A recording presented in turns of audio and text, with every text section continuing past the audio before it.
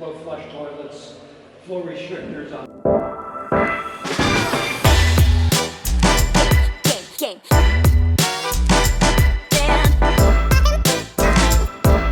Today I'm here at Croton Dam, home of this really large water reservoir that used to feed New York City. In this video I'm going to take you inside the aqueduct where the water used to flow.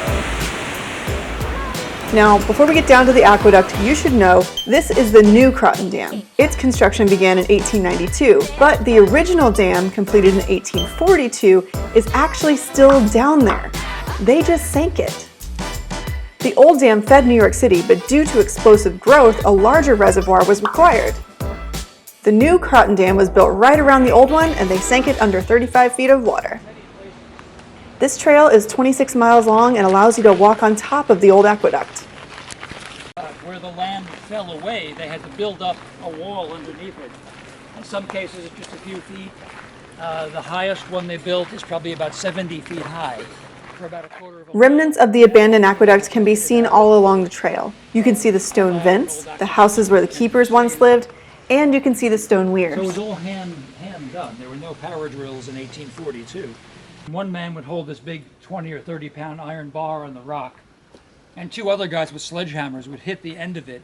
The guy with the bar would turn it slightly with each hammer blow, and as he turned it, it acted like a drill working at a very slow speed. I mean, painfully slow. And when they drilled, enough of a distance, they put in what they call pins and feathers. They would hammer the pin and crack the rock, so they could take off, a 500-pound piece of rock just by drilling a couple of holes, using pins and feathers to fracture the rock.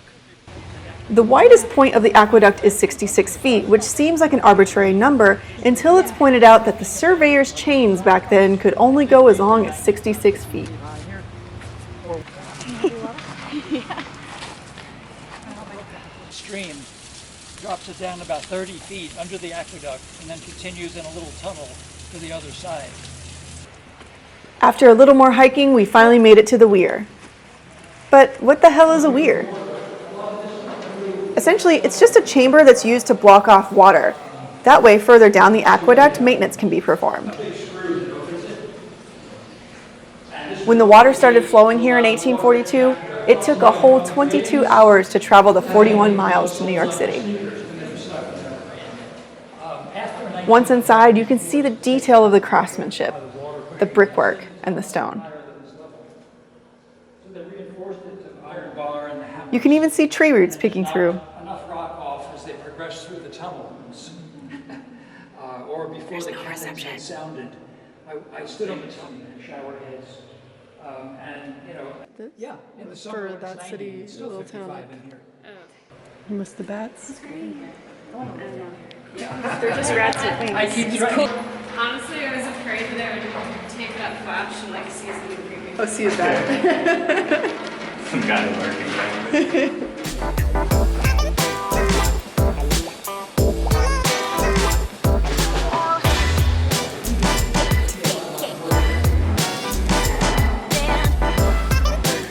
Crazy light from back there.